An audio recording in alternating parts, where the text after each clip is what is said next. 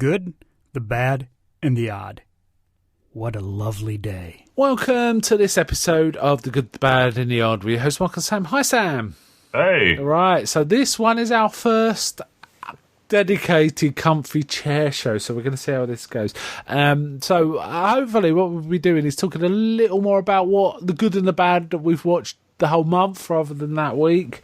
So it's a little more selective, but we hope to maybe go into some of the stuff a little more in depth. Not too much, but more. What we've decided on is 4 good things, or 4 things we think are definitely worth talking about because they've got some quality about them, and one they might be bad, it might be odd, it might be weird, it might be fun but goofy, or it might be terrible. We don't know, but something that's exceptional but worth talking about too, right? That's the plan. We're on Stitcher, and all our other contact details are going to be at the end of the show. So, without further ado, let's pull up the comfy chair. Get the comfy chair! So, we're going to start off with the weird, goofy thing first to get it out of the way. So, what's your one on that, Sam? Okay, my weird one, it's not so much weird as it is just bad. It's the animated adaptation of Berserk that aired last year, 2017. Okay. It was bad. The animation wasn't good in the adaptation they did the year before, and I guess in spite of people complaining, they got their budget slashed, and so they made the animation even worse. Even worse. All right. Yeah. Okay. It's a CG anime, so it's got its own problems that would be different from like just hand drawn. Yeah. So they decided to meld the two and just put some very obvious shortcuts.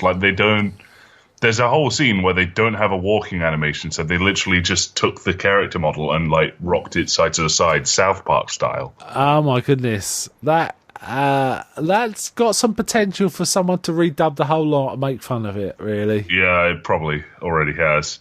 But they take iconic scenes like the Berserker armor, almost the titular thing of the series. Yeah. They literally cut it down.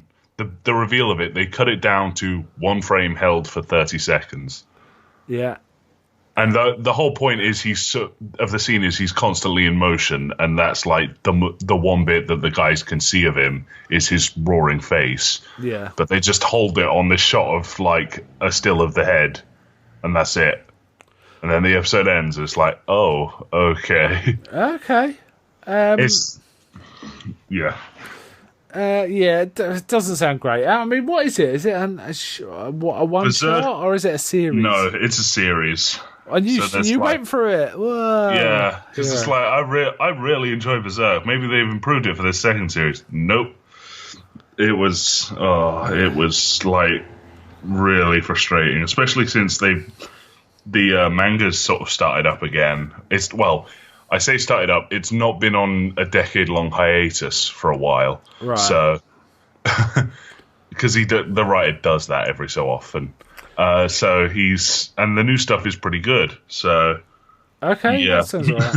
Yeah. It's weird when things just go completely to cock like that, isn't it, really? Yeah. Okay, but it was out last year. It came out last year. Yeah. Berserk. Berserk, right? Berzerk. Berserk. Berserk. Berzerk. That's how you spell Berserk. Berserk. It is. There's a few ways to spell Berserk, but that's one way. Yep.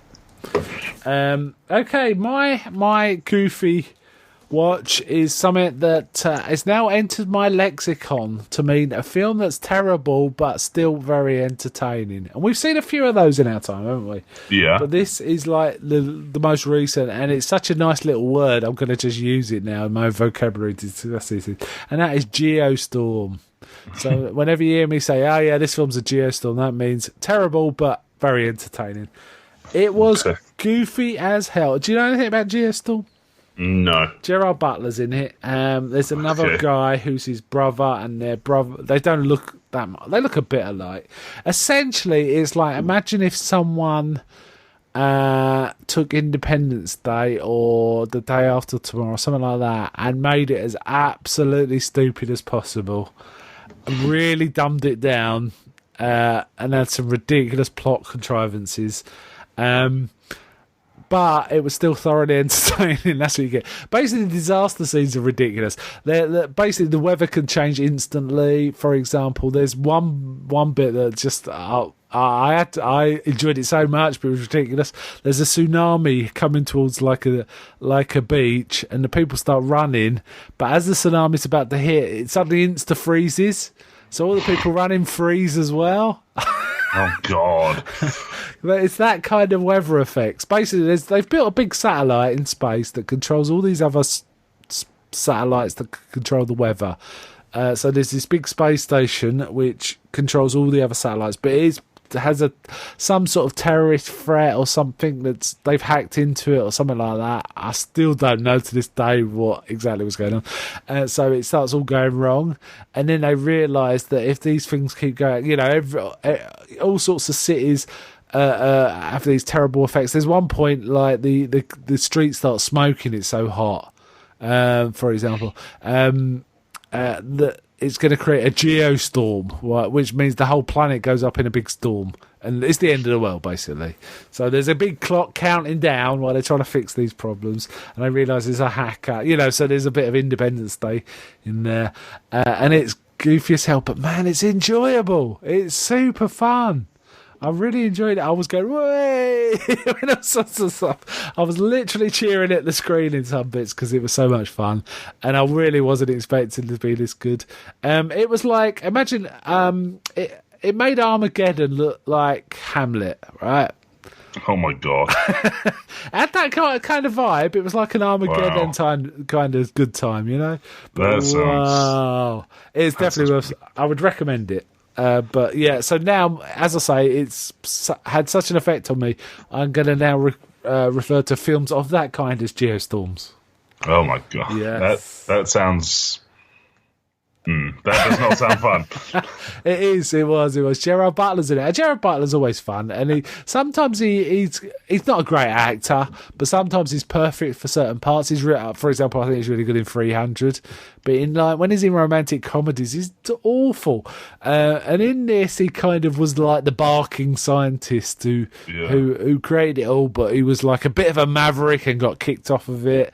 But they have to have troubleshoot come back 2 years later to investigate what's going on.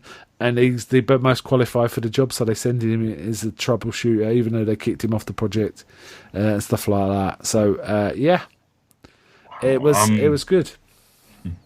I was like, this sounds like an Asylum film, and I just went to check it. No, this is Warner Brothers and Skydance. Yeah. What the hell? Yeah, I know. It's on IMDb, it's a 5.4, and I suspect if you examine the stats, it'd be like a bathtub effect. There's going to be lots of 2s and 3s of people that just thought it was awful, and I think there's going to be a lot of 7 and 8s where people think it's so entertaining.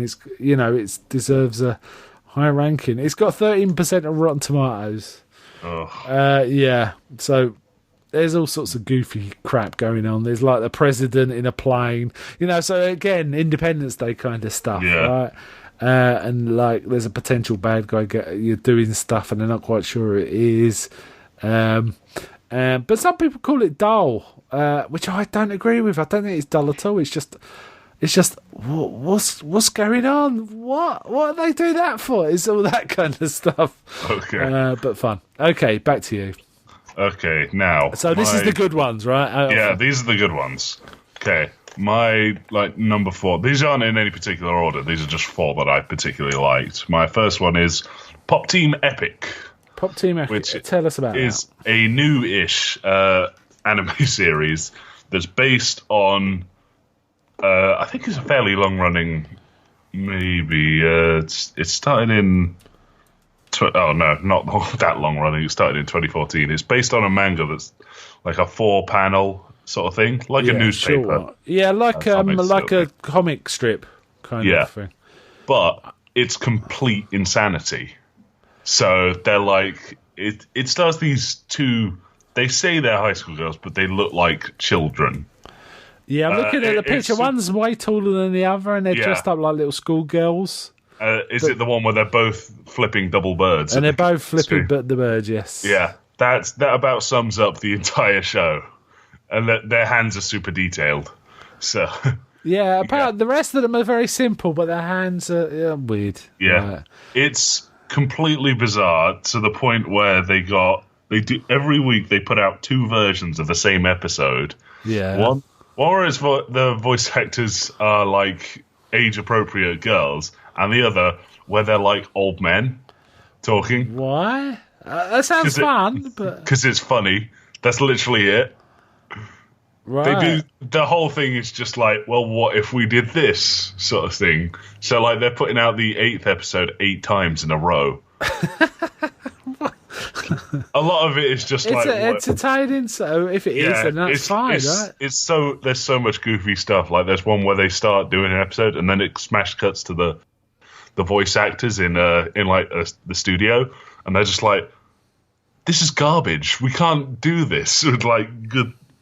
We just can't. And they like start arguing with the producer, and then they like walk out, and then it zooms in slowly onto one of the like a chair that's in the corner of the room, and under it is the girl from The Ring, like lying on her side with her mouth open, and then it keeps zooming in on her mouth, and then there's just the 2 of them stood there, and it's all stuff like that. It's complete. It's like if someone made a 15-minute episode out of internet shorts. Okay, that sounds alright. It's 100% that. Yeah, So- I like the sound of it. Yeah, I might like send you a couple because they're Send me a few. Yes, please do. I would like to see this. Yeah, Pop Team Epic. It's something I've never even heard of. it's full of references. Like they literally have a bit where one of them it just like flashes up the title in the Guardians of the Galaxy font, and it starts playing a knockoff version of what's it called? Come Get Your Lovin', I think. Okay, I don't know that one. I probably do, but Get your love. oh, I know the one from Guardians of the Galaxy, right? Yeah. Okay. It's just like doing that, and then it's actually it flashes like several video game references in a row, like Pokemon, Skyrim, and it's insanity. Sounds alright. Yeah, Don't watch it; it's very fun. Yeah, I think I need. The thing is, I'm kind of interested to get some of the comic strip as well, just to see The if comic it strips. translates or whatever. Okay, right. My one is Netflix series. Wait a sec. Sorry, go on. I completely forgot something. The first episode will like trick you because there was a time in the comic where it was like the writer was like, "Okay, I'm stopping. I'm doing this new series called it's called like Hoshike Girl Drop. Oh, Hoshiro Girl Drop. I just spotted it." Yeah. And it released on April Fool's Day. Okay. So they were like, they got through about 3 panels, and then one of the girls just like stuck her face through the sheet, and it's just like, yeah, we're doing more like Pop Team Epic, carry on. And then they just roll into it. The anime starts with a full opening for Hoshiro Girl Drop. Right. And it's like, wow, they've animated this beautifully. And then one of the girls just sticks their face through the screen. It's like, no, we're doing Pop Team Epic now. Right. And that sounds cool. Yeah, That's right. I like the sound of it. So it's a bit meta as well. Sometimes it sounds kind of it's so absurd. meta. That like the ending of the first episode has like a bunch of people just going like, they really can't adapt this into an anime, can they? Nah, we'll see how it goes. Nice. Well, and that was last year. It's before. releasing now. So. Oh, it's out now, right? Okay, cool. Okay, my next good one is, or my first good one, I should say, is a Netflix series, and it was in a 2-part. It was kind of released in 2 parts, a bit like they do now. You know, they kind of have half the series, and then you catch the other off. And I watched both halves, caught up, which is Star Trek Discovery. Now, I'm a Star Trek kind of guy. I'm not a completist. I haven't, for example, watched. Oh, I've only ever watched 1 episode of Deep Space Nine, for example. You should watch Deep Space Nine. Yeah, I know I Deep should. Space Nine's good. The thing is, I'm kind of a completist, having said that, because I've watched all of original series over and over. I've watched the animated series more than once, and I'm currently working through the next gen complete series, which I'm I occasionally release Odd One Out podcasts about that.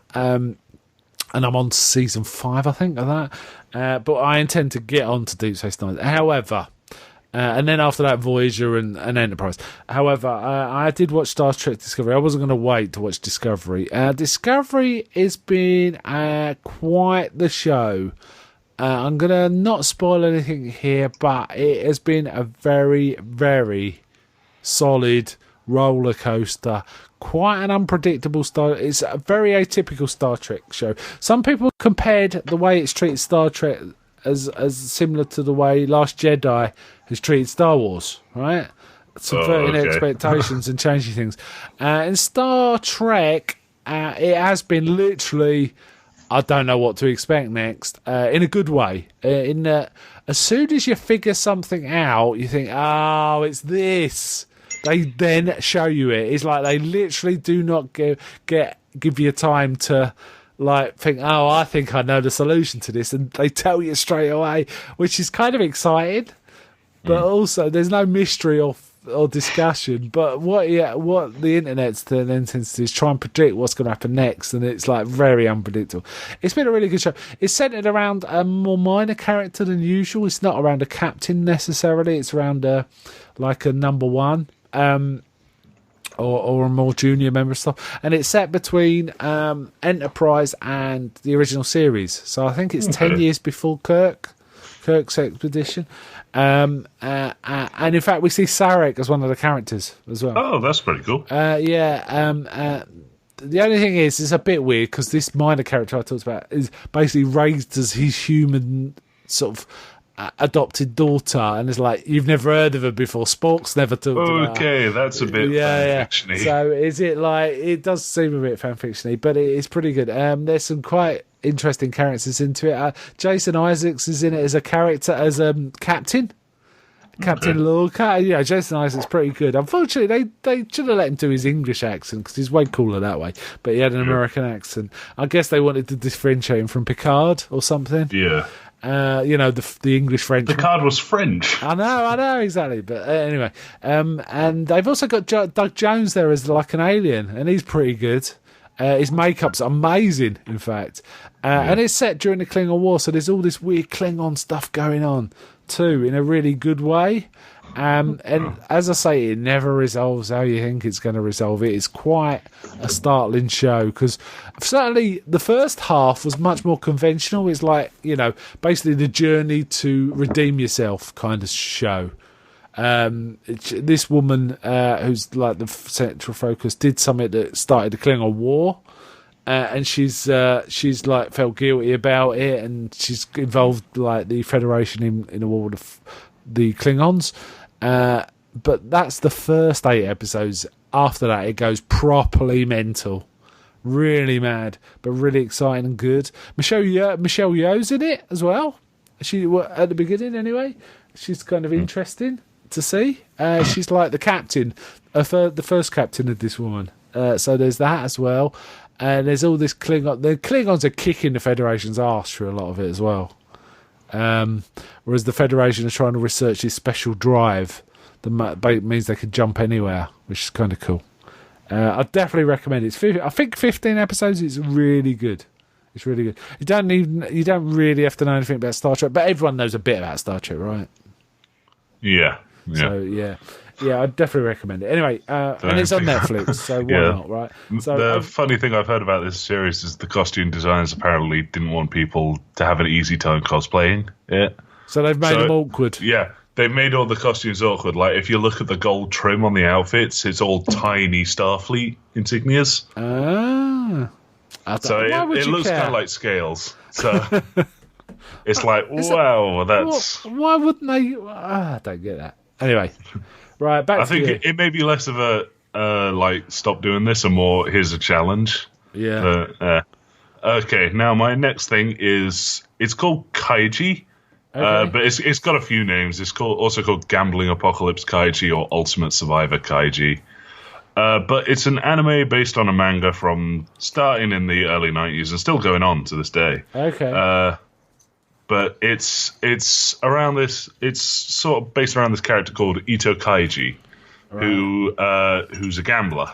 Really, the general cycle is he gambles, wins hugely, and then loses massively.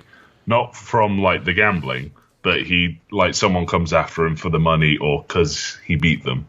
Okay. And then he ends up he spends the first series and then he gets put in a labor camp Yeah. And generally, like, not much happens in this series. It's about gambling, so the characters spend most of their time like at pinball machines or stuff like that. The series has a weird way of using it because it's such like a simple premise. It's a guy is gambling to earn money to buy himself out of debt. They use a lot of metaphor to get around imagery. Right. So the character will be playing against a pachinko machine that's nicknamed the Bog because everyone gets like mired by it. And it's got this big face of a demon on the front, and they keep cutting to the character about to be eaten by the demon. Right. And like it's basically it's weird. They do what would probably be like maybe 10 minutes of playing a gambling game. Yeah. And they'll stretch it out over 6 episodes or more in the case of this particular pachinko machine. And it's still completely captivating. You just don't know what it's going to do. Yeah. Like there was a whole bit where he deliberately sent the balls down the wrong thing so that it had gummed that part up so that they'd flow into the bigger reward. Ah, I see. And it's like, what the hell is he doing? What's going on? And like, it always comes so close to like landing the jackpot every episode. It'll do it like 5 times an episode, but it won't go in, and it's completely captivating. You're just like on the edge of your seat at all times. It sounds almost like a sport. Well, you're watching sport than a anime, right? It sounds a bit like that. How weird. It's so strange. Yeah, that sounds weird. Okay.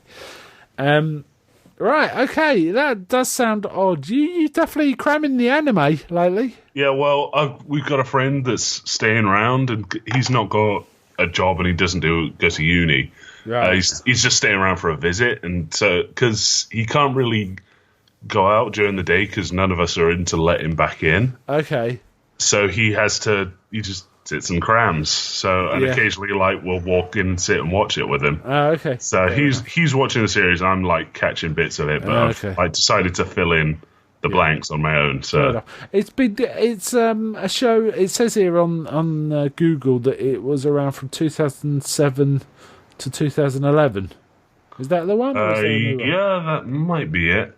He's watching it on Crunchyroll, so yeah, it could well be. Right. Well, they did the first series 2007 to 2008, and then the next one was 2011. Oh, I see. To onwards. So what is it? 20 minutes an episode or something? Yeah, it's a standard 20 minutes, but honestly, is it dubbed or subtitles? It might be dubbed. I'm not sure. I've been watching the subbed version. Okay. So all right, cool. My next one is I was actually going to talk about the X-Files season 11. Because I thought it was finished, but I actually, when I googled it to get the sort of details of each episode so I could talk in a bit more, but I just noticed it was taking a mid-season break. I was wrong, it wasn't the full season, so it caught me out a bit. It's starting again at the end of February, so I'm going to wait until I've seen all the episodes of season 11 before I talk about it. There's 4 more to watch. I've watched 6 and there's 4 more apparently.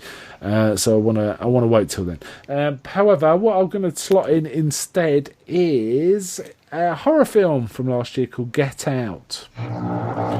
Interesting film. Heard of it? Yeah, I've heard of it. It won a few awards. And I think it's up for Oscars and stuff, right? It's a really good film. It's got a guy who's a British actor who was in one of the Black Mirrors. Did you watch the Black Mirrors? No, I like to have a good time, so I don't want to depress myself with that. Enough. He was in quite a good episode in Black Mirror. It was like parodying the nature of like reality telly. Anyway, he turns up in this American film doing an American accent that seemed passable to me. I don't know, America would have to say. But essentially, he's a black guy in America, and he's dating this white girl, and it starts with him like she wants to go and visit her parents with him. And he says, "If you told him I'm black," and he's going, "No, I don't need to tell him." And he's like, and all this, So, and he's kind of relaxed, and she's going on about her liberal, what she thinks about people that don't like black people and all this. And it is funny because it's kind of it's not playing to the audience as much. It's more like, as she's going on about, how horrible it is, there's racist and all this kind of stuff, in a kind of minor way. He's kind of ignoring it and just getting on with it, saying, yeah, honey, yeah. Because he knows it, he lives it, so he doesn't need to be preached to about it, right? Yeah. So that's kind of funny. And then when he gets to the house, it's kind of the parents seem okay, but there's a bit of language there that feels like what you could call tiny passive aggressions. Like, for example, there's one bit they talk about, on the drive there, they hit a deer and they had to go, check the car, and it kind of shook them up, and they talk about it, and the dad starts going, oh, I hate deer, I hate them. You know what? Do you know what that dead deer is? What I call that dead deer? A good start. And he starts kind of using language you hear from racists, but he's talking about a deer, but you can kind of pick up the vibe from, he's so angry about it. Anyway, it turns out he's a liberal, and the mother's a liberal, and he's like a neurosurgeon. They're very well off and all this, that, and that. But they seem very nice. But then her brother turns up, and it is kind of aggressive, more directly aggressive. And it goes on and on like this, and then it gets deeper. I don't want to spoil it. It is a terrific film in all senses. It's a good horror film. It's a good satire. It's got satirical elements. Oh man, and a bit like. There are films like pastiches on white suburbia. And the thing is, if I mention one, I'm going to spoil it a bit. So I'm having trouble here. It's it's a shocking film. It makes you think, and it does all this without being preachy in any way. It's a really well put together horror film. Really good film generally. Really surprised how good it was. I kept hearing how good it was. It was like, I know horror films. We'll see, right? Because I know that mainstream horror films sometimes are a bit weedy in terms of horror, but this was solid, and I thoroughly recommend it. It's a 9 out of 10 for me.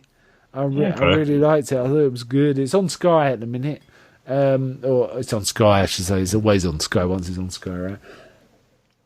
Yeah. So it was really worthwhile. I might even get the Blu-ray when it comes out. I really liked it. I think there's certain things in it. I think it bears rewatching. I am going to watch it again soon, I think, because I really wasn't expecting to be all that. I thought it's going to be pretty, it's going to be, and I think I heard it described as an allegorical story, and it's like, one of those, which tend to be a bit not crass, but a bit broad in the way they deal with things. But no, this was subtle, and it was just very good. And there was even some weirdly comic elements in it that's kind of made me laugh quite a bit. Anyway, yes. So Get Out, definitely one to watch, I'd say. Okay. So back to you. Okay, now my next one is a comic series. A mini-series. It's about a guy called Barracuda. Now, Barracuda is a Punisher villain. Is he really? Yeah. He's one of the few that somehow survives they don't Frank. Usually survive, do they? It's only really Barracuda, Jigsaw, and sometimes the Russian that survives. Yeah, the Russian, yeah. Yeah. But Barracuda is this massive black guy that Frank basically shot in the face and cut one of his hands off, and shot him several times in the chest, and he just survived. It's like, wow. He doesn't have superpowers. He's just tough. He's just tough. So there's he's so tough. His Wikipedia page just has a special section for injuries he's gotten. Yeah, he's been garroted, apparently. Okay, and he still lived through that. Yeah. So this mini-series is about him being somewhat hired by a mafia boss called Big Chris. Okay. That wants to help he's hired Barracuda to look after his son while the son goes to another location where the El Presidente there is selling Big Chris cocaine, but he's upped his prices. So Big Chris wants his son to go and kill the this guy, Leopoldo Luna. And his son is this tiny hemophiliac guy who will die if he gets a cut, basically.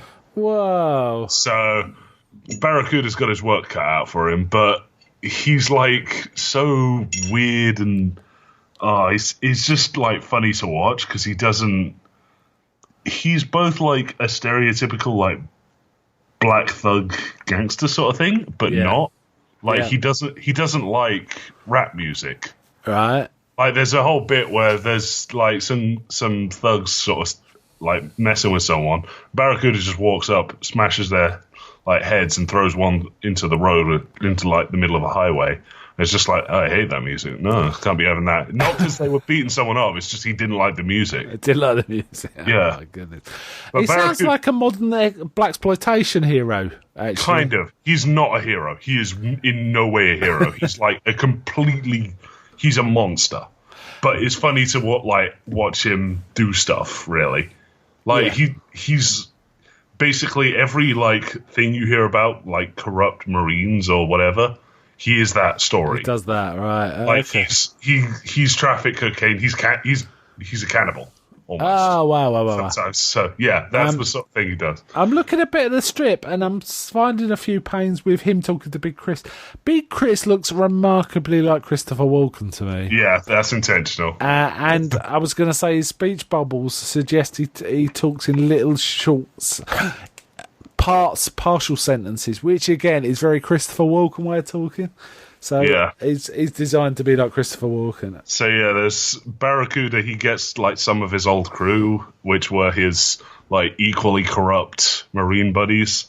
So like there's 50 who's like a transgender, maybe transvestite. It's not really clear. Yeah, it's a guy that dresses up as a woman, and he occasionally goes between her and him. Right. Barracuda calls 50 her and him, so it's not really clear. Okay. He gets 50 to seduce this like El Presidente, who's ferociously homophobic, and then he's like, "Oh hey," and there's a bit where the president gets him out over a volcano. He's like, "I know you've been trying to fuck with me," and Barracuda just turns to 50 and goes, "Show him your dick." No. And the guy jumps out the helicopter. Wow! He Yeah. deliberately, wow! He baits him into killing himself. Nice. Yeah, it's complete insanity. So like he's just a messed up guy. Like there's a whole nother story about him completely screwing over Nick Fury while they were out in the field, because he was like, you can leave and give us a good report, or we can kill literally everyone in the area. That's it. Right. And they do stuff like stop. It's horrible. It's like horribly gruesome, but it's funny. So, Okay, well, it sounds all right, yeah. Yeah. Anyway, cool. carrying on. Yeah, so Barracuda. Funny enough, I mean, I like the Punisher, but you know what? I don't read the strip hardly at all. Just the odd one. If you literally search Barracuda Punisher, the very first image is him and the hemophiliac son. Okay. And the series ends on a pretty funny note. Like, Barracuda basically wins. He like goes through with everything, and it's like him, the son, and the Presidente's former wife on the chopper, and Barracuda just like claps the kid on the back. It's like, good job, and the kid just starts vomiting blood. It's like, oh. Yeah, I'm just seeing lots of pictures of him grinning a lot. Yeah, stuff like there's a lot of that. So nice. yeah, Okay. generally just walks around. It's like, oh shit, this is fun. So Okay, my next one is Agent Carter Season 2. Now, I talked about Season 1 already, didn't I? Season 2 carries on the tradition. I think Season 1's a really good opening one, and I have to say, for quite a few episodes into Season 2, I was thinking, yeah, I think Season 1's better. But Season 2 really grew on me. There's certain villains and characters in here that kind of emerge and get better as Season 2 goes. And man, I'll tell you what, some of I often think of the 50s being the point where things started getting cool and like clothes and music started getting cool. But man, there's some good stuff in the 40s, and they use a lot of it in Agent Carter. There's stylish clothes, music's pretty cool, cars look amazing, and they really went to town with that kind of design in this, so it looks very 40s. Coupled that with Agent Carter being a complete badass, she punches out people and all sorts. It's kind of funny, but they've got a plot in this that verges on the kind of things you get in Agents of S.H.I.E.L.D., in that, they're kind of weirdly interdimensional stuff and stuff like that. So there's quite a lot going on. Howard Stark turns up quite a few times. It's Dominic Cooper. But the other main psychic Peggy Carter has is Jarvis, Howard Stark's butler, who became the AI, right, for Tony Stark. Or, he used the name Jarvis. So it's pretty good, and just the whole dynamic really works. They even take time in one episode to have, while she's unconscious, they have a minor dream sequence where they do a song and dance numbers with all the cast for about 4 minutes. That's pretty good. In 40s sort of style, it's like an MGM musical kind of business. That was kind of fun. Hayley Atwell's really good in this. I'm sure she comes from the same clone eggs as Daisy Ridley and Keira Knightley and stuff like that. She's got that kind of vibe.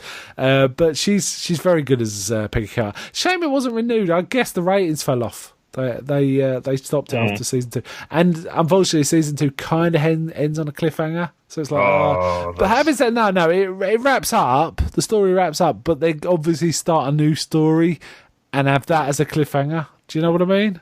Yeah. Something sketchy happens to one of the people involved in all the other stuff. So it's like, what's happened to that character? And like, it ended. So it's like, you're never going to find out unless sometimes people do comic books of these series that never turn out, right? So maybe it's like that.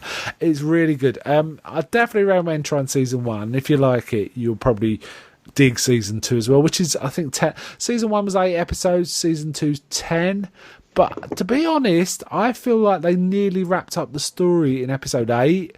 And then they did something so it didn't wrap up. So I have a feeling it was actually designed to be 8, but it somehow got extended. It's got that feel to it to me, do you know?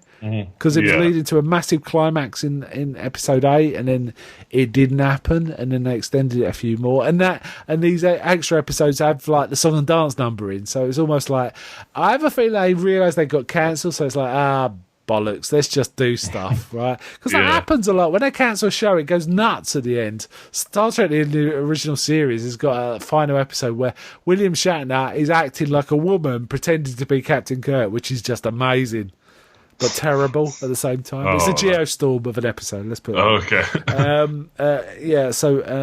and they kind of did that with his song and dance number, I suspect, but it's very good. Solid cast. The art design is really good. Proper 40s. The music, you like Fallout, right? So I think you like a lot of the music. It's kind of really nice, pleasing to the ear kind of music as well, in that 40s vibe. Hayley Atwell's great in it. I'm not sure she's gone on to do much else, to be honest, which is a shame, but she was pretty damn good as Peggy Carter. Okay. Yeah, anyway. I'm just having a look, see if there's anything she's doing. She's... Nope. I'm surprised she hasn't turned up in the Star Wars films, because she reminds me of Rey, and she reminds me of the woman in Rogue One a bit. It would be a sort of wheelhouse, I could see that. Shame they can't kind of integrate her into the Marvel universe a bit more, to be honest. She's out on her own there, She's really. done a couple of animated stuff. Things for it. She's very good. Anyway, as Peggy Carter, so I think she may have that. That might be just her role now for Disney. She should do more. Anyway, back to you. Okay, now my last thing is Baby Driver. I've never seen this. Okay, see it. It's possibly the coolest film out for a while. Really? It's so great. It's Edgar Wright. Yeah, I like Edgar Wright. Yeah. Edgar Wright starring Ansel Elgort, who you've probably not seen in anything. Kevin Spacey, John Hamm, Jamie Foxx, John Bernthal. Really? I didn't realise there was all these people in it. Right. Yeah. Okay. And Lily James and I don't know how to pronounce this. Isa Gonzalez. Maybe? Okay. Either way. So, yeah, it's a crime film where it's got this kid, baby. Well, I say kid, he's like a late teenager, 20-something, early 20-something. Yeah. He's a getaway driver for this for like a crime boss who's got tinnitus, so he listens to music to like drown it out. But he's so skilled at driving, he's able to sync. He uses the music as like a focus, so he syncs his movements to the song. Yeah, I see. And it's all so amazingly Very choreographed. tight. I will try and see that. I'm making a note, Baby Driver, right? I will try and see that. I might even talk about it next time we talk. The first two scenes basically are excellent representations of the film as a whole, without being spoilers for it. Yeah, like the first scene is a getaway sequence where he's listening to what is it?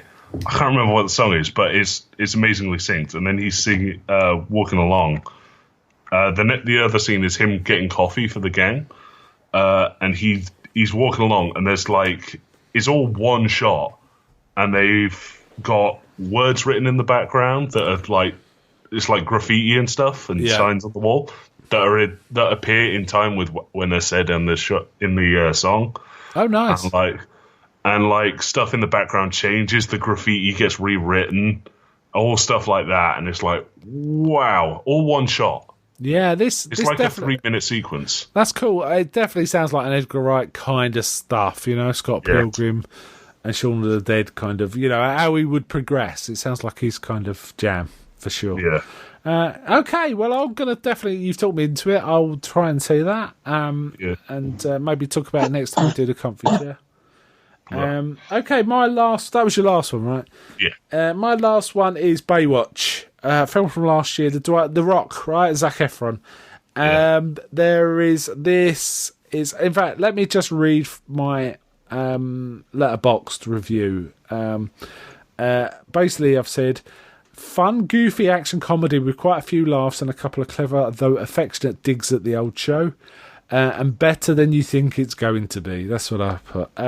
There was quite a lot of dick jokes in this. The funniest thing, I'm going to just spoil one of the funniest things in it, because you're still going to laugh at it, even because it's just it's humour. They, for some reason, they go into a morgue. The Rock and Zac Efron. Oh, basically, it starts with them being like at loggerheads. The Rock runs the whole show, and Zac Efron turns up as the new guard without having to qualify or something, because he's an Olympic swimmer. He can swim super fast, so he's got these Olympic medals, and the Rock's really not impressed with him. But anyway, they kind of start doing stuff to, they start investigating weird stuff going on. They break into a mortuary to investigate this dead guy, and they want to see what's wrong with him. And for some reason, I can't remember the reason, The Rock says, you've got to look under his ballsack. You've got to look under his dick for needle marks or something like that. And Zac Efron's going, I'm not touching his dick. He goes, just do it, will you? Be a professional with all this.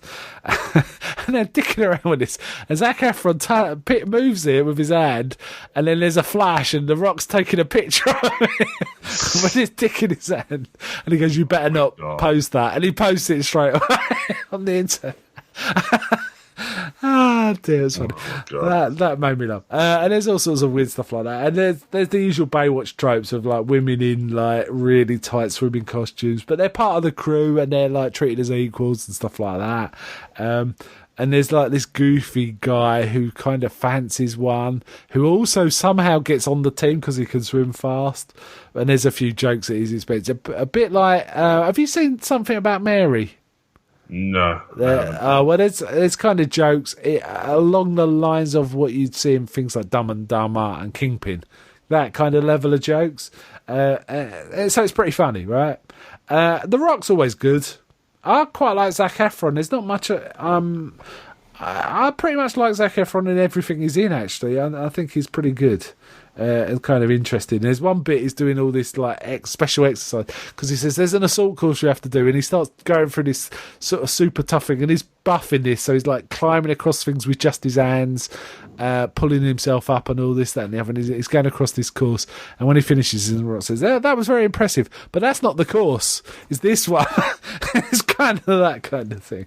So there's plenty of that going on, and there's kind of the only weakness is the bad guys are a bit nondescript, really.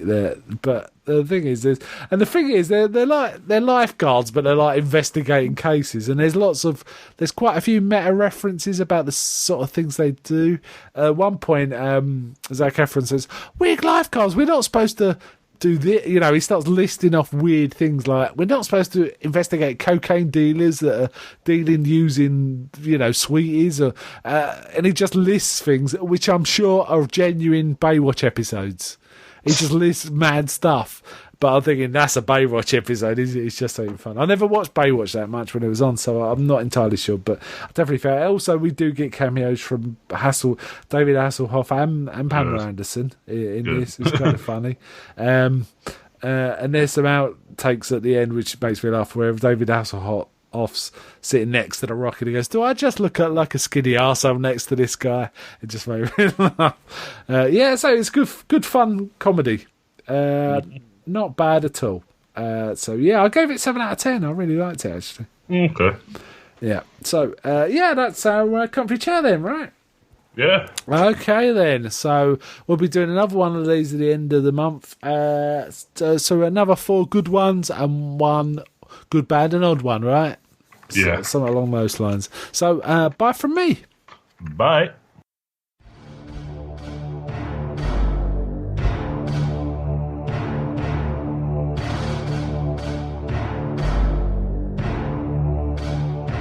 We like to hear from our listeners at The Good, The Bad and The Odd, so if you have any thoughts on this week's topic or anything else movie or TV related, drop us a line at info@thegoodthebadandtheodd.com.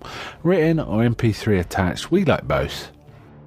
We're available on Stitcher, iTunes, and as an RSS feed. Just go to www.thegoodthebadandtheodd.com for links to these. Also, feel free to come chat with us by joining our Facebook group on www.facebook.com/groups/The Good, The Bad and The Odd, all as one word. Thanks for listening, and until next time on The Good, The Bad and The Odd.